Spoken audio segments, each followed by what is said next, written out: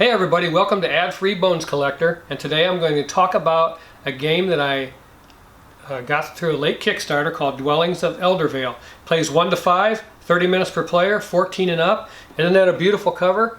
And check this out. On the inside it has a picture of a dragon also. That's pretty cool. Hey, and somebody else asked me the other day, what are those post-it notes in your lid of your games? And those post-it notes we put in the lid of our games, and we write the date that we played that game so we can keep track of when we played it last. And that's all that is. So, yeah, here's Dwellings of Eldervale from Breaking Games. I'll show you how to play it right now.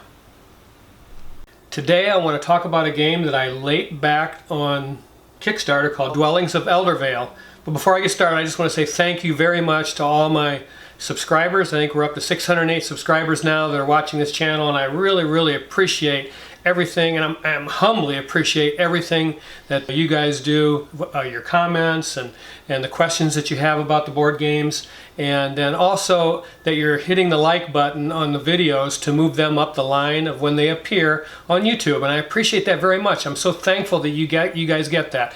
And now this is Dwellings of Eldervale. And Dwellings of Eldervale is a game designed by Luke Laurie, and the reason why I backed this game late pledge on Kickstarter was originally I had looked at this game and the theme kind of turned me off a little bit because I really don't care for this fantasy type of theme, generally speaking. So I didn't back it, but then as the Kickstarter started to come out and they opened it back up for late pledges, I saw how the game was played. It's a worker placement game and I enjoy it. Luke Laurie's Manhattan Project Energy Empire, we love that game. So I went ahead and backed this, hoping to get it early, get a video out to give the channel a little boost, but lo and behold, circumstances stepped in the way and we got our copy kind of late, so there are a lot of videos out about Dwellings of Eldervale, but I do want to tell my subscribers what I think about it. And as I said before, this game is a worker placement game, and you have a number of workers that you're going to be placing out here. And not only are you placing workers out here, but there is a point that you're going to be pulling them back, and you can also use them to do different actions when you pull them back. It's called regrouping. And this is a mechanic that was used in Manhattan Project Energy Empire. So I really like that mechanic, and I really kind of like this game. I didn't think I would like it as much as I do. I really enjoy the game, and let me tell you how it works a little bit. And there's a resource exchange going on, resource management. So other than the worker placement, those are most of the mechanics that you're going to be using in this game. You get a lot of monsters in the game. I think 18 or 19 monsters that have different card for each one of their powers, and when they're in the game you just lay the card down by Eldervale here, and that's the monster that you're going to be dealing with. And depending on how these tiles come out, you may have 2 or 3 of these monsters out at one time. So the game is won by the person with the most victory points, but it's tracked on this board around here. Most of the points will be at the end of the game, but you will score some points during the game. This is Eldervale. The thing that triggers the end of the game is when you exhaust the stack of tiles by putting them in Eldervale, or one player builds all their dwellings. And I'll show you how that works. So a person on their turn is simply going to take one of their workers, place it out here on one of these tiles, and take that action, whether you're picking up a resource or doing one of the actions of the ruins tiles that you went to. For instance, the mill allows you to build a dwelling. The dungeon allows you to bring out a tile into Eldervale and acquire 2, if you can, adventure cards. Now, if you go there, you have to be able to pay for at least 1, but you can acquire 2. And then the fortress, you can trade 2 resources for a couple of these gold coins that are wild. They are good for any resource when you're making a purchase. And the other ruins, this one, the Mage Tower, if you go there, you pay 2 resources, draw 3 magic cards, and you have to discard 1 from your hand. Okay.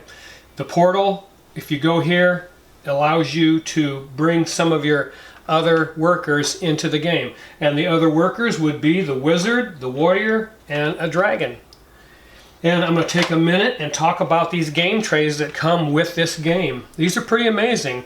I really enjoy them, and they allow for this game to feel a little more simple than it would if they didn't have these game trays. It really makes the game less complex and it flows better. So I want to make a comment about these because I really like them.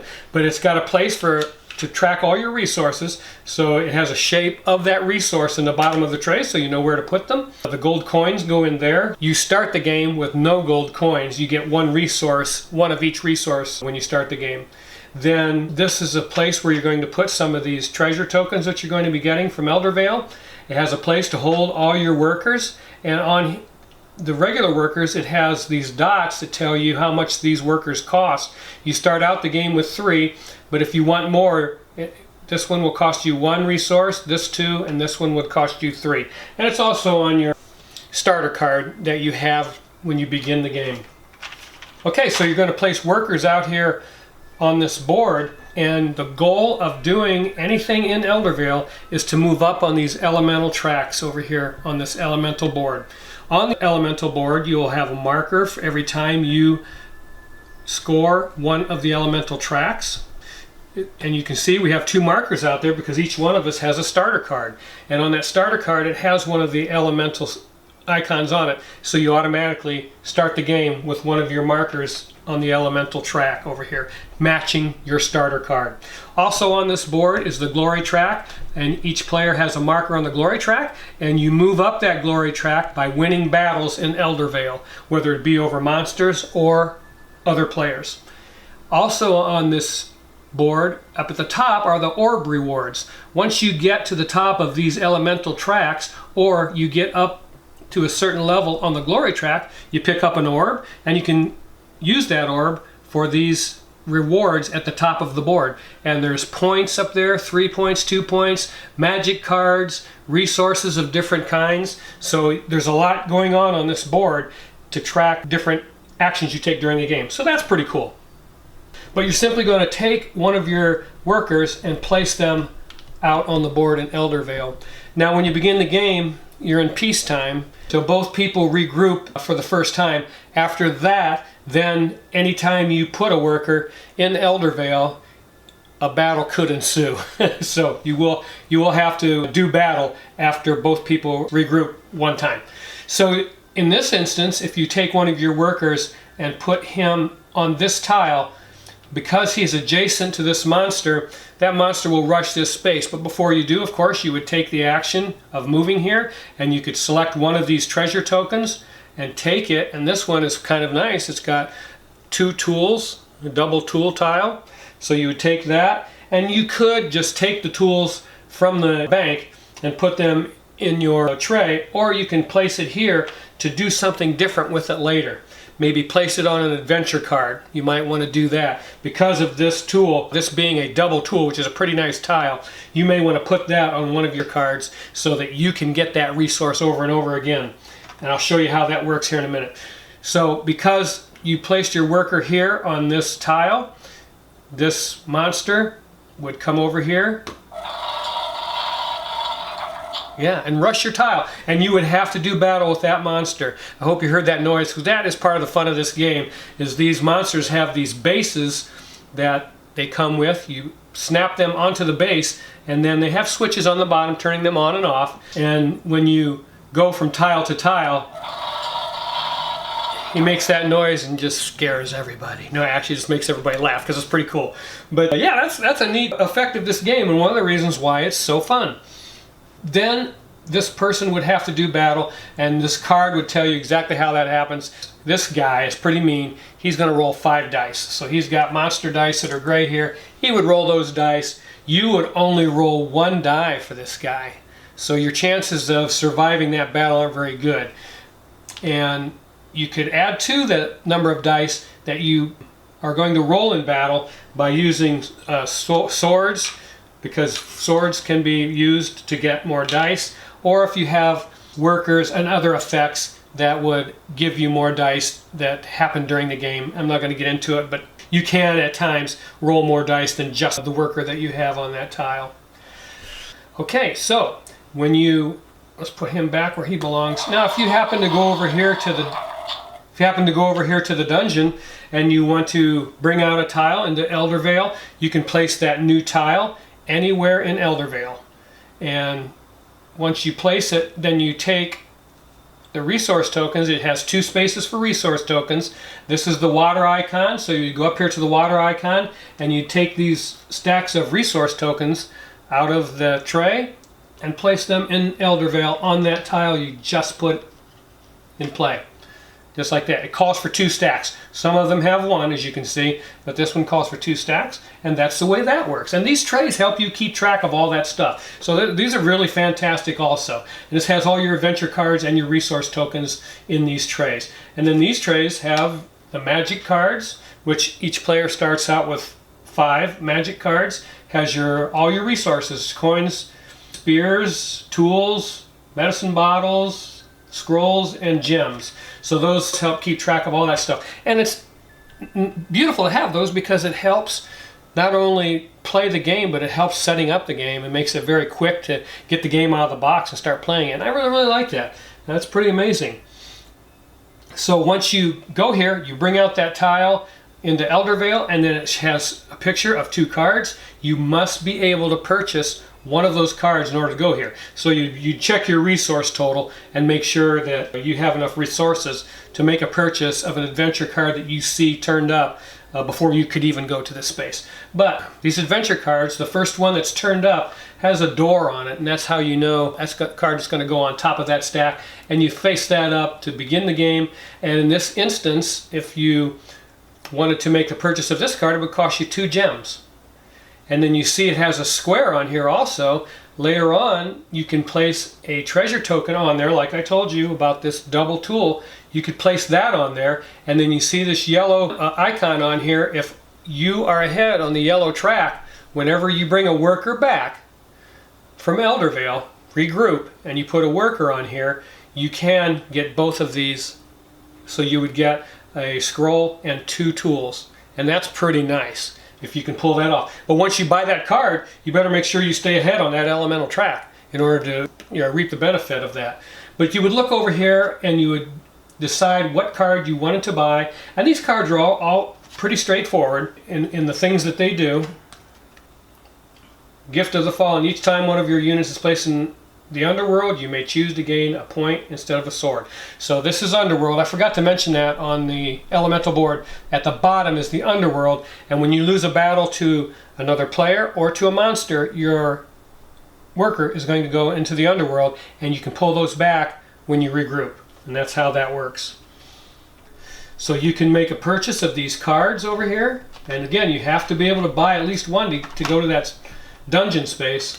And then your goal during this game is to gather resources and adventure cards that are going to move you up on this elemental track. Forgot to mention that. When you buy one of these adventure cards, every one of them has an icon at the upper right hand corner, and that's the elemental icon. So if you make the purchase of this card, you would move up on that yellow elemental track simply by making a purchase of those cards. So that's how you move up on these tracks. You buy adventure cards with those particular icons on them, and you build dwellings in Eldervale by taking your worker, and you have these little plastic building toppers that go on top of them, and you pay the resource total. You'd have to have a worker that went to the mill. There's 2 ways to build. The mill is one of them. The worker would go to the mill, and you'd have to have a guy. Let's say you had another guy that was on this yellow space, on this yellow hex. It has a dwelling and 3 gems underneath it. You have to pay 3 gems in order to build a dwelling here. So you would build that dwelling by putting the building top on top of the worker. This has a double yellow icon. Those are really nice spaces. If you see those hexes out here that have the double icons, people are going to be going after those because you move up too on the elemental spaces. And you're trying to get to the top, because at the end of the game, if you are at the top of one of these elemental tracks, those are worth 5 points at the end of the game for every dwelling you have on that color. Okay, and you get 5 points for every adventure card you have of that particular color. And that's where the majority of these points are scored in Dwellings of Eldervale, from dwellings that you have on the board and from adventure cards that you have. Now again, you're going to have some magic cards that will score you points during the game and other places where you're going to be able to score points, but for the most part, your points are going to be scored at the end of the game by where you sit on these elemental tracks. And that's really the gist of this game. And again, this game is going to go on until somebody places the last tile out of this stack, or one of the players places their last dwelling on the board. And then once that happens, everybody will get one more turn, including the player that triggered the end of the game. So that is how Dwellings of Eldervale is played. One of the other things I want to tell you about real quick is these trays each come with a lid, and this is your faction when you start the game, and every faction has 2 sides, and I think we have 1, 2, let's see, 2, 4, 6, so we have 8 of these trays. So that's 16 different variable factions to play. There's a faction on each side of this board, a different faction, and has a different language for the workers. So you have, it's going to be different every time you use a different faction. Sometimes the effect will be for the wizard and the workers, and on this side the effect is on the wizard and the warrior. And on Lori's board here that she was using, the effect was on the wizard and the workers, and the warrior and the dragon has a special effect on this faction, the Mosswood Trolls. So yeah, there's a lot of variability in the game because of the different factions that you're going to use and the different language that's available for the workers that you have at your disposal. So you gotta kind of pay attention to that. The magic cards can be very, very helpful, so pay attention to those when you play this game. But that's really all there is to this game. Once you've used your workers, you can pull them back and regroup them, and you can use them to place on your starter card, because you have 3 places on your starter card that you can place them. Summon, gather, and dwell. So this is the other place where you can build a dwelling.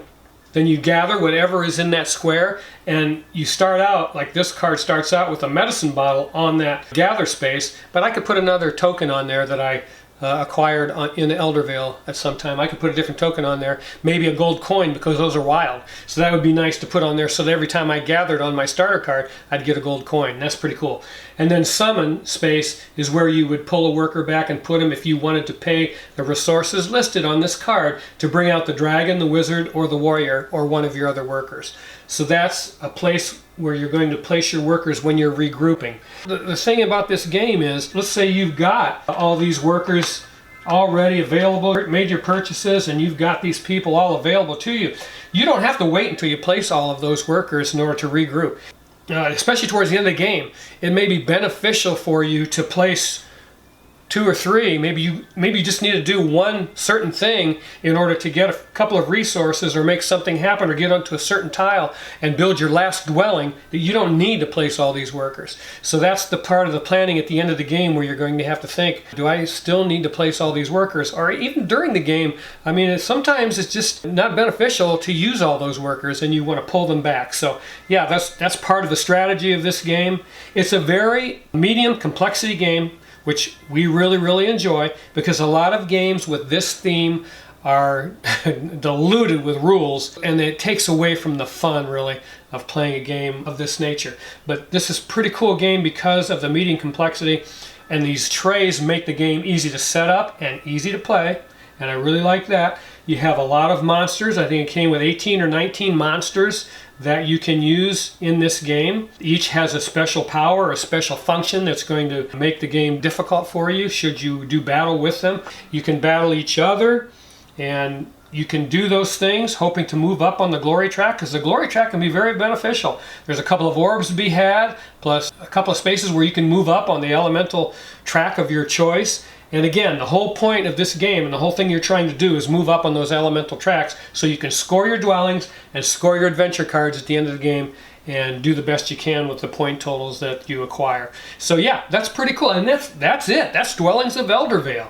It's from Breaking Games. It's a big box. But this is the Kickstarter version, and there was a lot of add-ons and stuff. We have a couple of monsters here that are expansion monsters, and then we have a Minotaur and a Shapeshifter that you can introduce into the game. So there's some things in here. Plus, again, I think with all these bases and these minis, which are beautiful, by the way, they've all been washed, so they look really cool. Brings out the detail in these things, and that's just makes the game more fun. I really like the game, and I'm going to keep it. Lori loves this game, so that cements it that we're going to keep it. But I like it. I like playing it. It's fun, and isn't that the whole point? The game is not so complex, as are a lot of games with this theme, that it takes away from the enjoyment of the game. You can play this fairly quickly. I think we did 90 minutes, which is not too bad. I think we played it 90 minutes for 2 players. You can see it's pretty much engulfing our table right now, and I don't know if I would ever, I don't know, 3 players I think would, like I say, it took, at 2-player count, it took quite a while to play, but at 3 players and 4 players, it would add some to the length of the game, but probably not too bad. But as 5 players, I don't think I'd ever do that. That's the cover of the box, Dwellings of Eldervale. It came with 2 choices. The other version is simply a black and white cover, which is, you know, it depends on your personal choice. I like the color, so we ordered the one with the colorful box. I think I told you, it has switches on the bottom to turn the monsters on and off, and you have 2 choices, on and legendary, so I guess those are different in how the sounds that they make. And also it plays solo, and it's called the Ghost it's called the Ghosts of Eldervale. I think it has a deck of cards that you draw and make the monsters move around. And then also this comes with a player reference cards. I think you get a couple of these that assist you in playing the game, so you can place a unit, how to place your unit, how to regroup, and then it has a list of the free actions you can take, and then it tells you the steps of battle and the scoring at the end of the game. So that's very handy. Then you have your rule book, which is very good. It has your big appendix book, and it shows you all the factions and explains all the factions to you. And then if you keep going through the book, it has all the adventure cards listed and what they do and what they mean. It has the magic cards and explains the magic cards, the quests, prophecies, and then all the monsters that you have the minis for. And then on the back it has an FAQ list, so that might be helpful to you when you play the game. And all of this put together is a wonderful package. I mean, I didn't know what to think of this game because, again, it's a theme that I generally don't care for, fantasy themes. But this one's kind of a Euro style, which I enjoy, and I think that kind of bails it out and makes it fun. The game, again, because of the production, the way they produced it, not so much the quality of the production, but the way it's produced, it lends itself to ease of play with these trays, like I say, these trays. And then you put everything back in here and slap the lid on top of it, which are these things, and it goes right back in the box. Just like that, they snap in. And then goes right back in the box, and then when you get the game out the next time, you just choose your faction, pop the lid off, lay out the table, and you're ready to play the game. And that's always a good thing. Long setup times can be annoying, but because of the way they've done this game, they've produced it, the ease of setup is remarkable. And that's one of the reasons why I really, really like it. The monsters that are in the game all are different. So depending on which monsters you have in the game, you'll have a different game every time. And that lends itself to a nice replayability. It's a game that I'm going to keep. Dwellings of Eldervale, worker placement, resource exchange in a fantasy theme. It's a lot of fun. I hope you get a chance to try it sometime. It's going to come out in retail version, and it won't have these beautiful minis. It'll have cardboard standees and so forth, but that's all right. I would be okay with the retail version, but this is pretty cool and a lot of fun, and I hope you guys enjoyed this video. Please hit that like button and subscribe, and I will tell you what, I love every one of you. I love that you let me share our passion for board gaming with you. Thank you so much for letting us into your home by clicking on our videos, and we hope that you watch our other videos, and we will be coming out with our next video in the top 100 games that we have been doing, and that will be out shortly, I hope. So we're going to get to that, and I love every one of you. See you next time on The Bones Collector. Make sure you keep on board gaming because it's the best hobby on the planet. I'm not kidding you. Bye-bye.